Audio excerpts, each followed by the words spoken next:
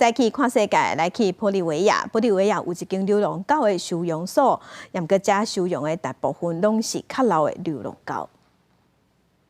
伫个收容所内面有真侪只大型狗，伫个子港后壁袂留一直海，一个狗伫个子港挖进收容所内面的铁网仔时阵，至子港下面。伫个南美洲国家玻利维亚的首都拉巴斯，有一间流浪狗收容所，是起伫个当地人车站的边啊。 流浪狗有一个温馨的家。Porque muchos de los perritos vivían aquí en Estación Central, como les digo, desde antes de la creación del teleférico.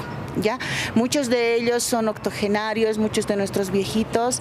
Entonces, para que no surjan problemas con los usuarios, hemos creado este espacio gracias al apoyo del teleférico que nos ha cedido el espacio. 收容所内面的流浪狗大部分年纪拢真大。负责人阿拉康认为，伫路下出现流浪狗是人类的责任。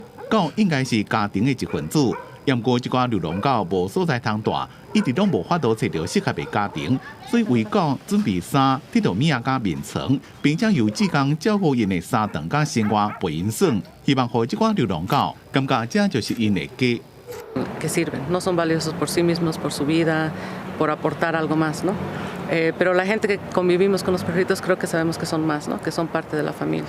Sería lindo, por eso estamos luchando también. Y hay países latinoamericanos donde ya se está introduciendo el concepto de la familia multiespecie. 一个倡导动物权利的律师穆诺兹，甲出边最近收养一只流浪狗，并且指伫个玻利维亚实施的第239号市政法，将其推送甲流浪狗当作社区狗，若是当有家己的类别，抑阁受到法律的认可，并且由地区或者是社区内面的大部分人共同照顾，成做人类大家庭的一份子。公司新闻，但是董编辑。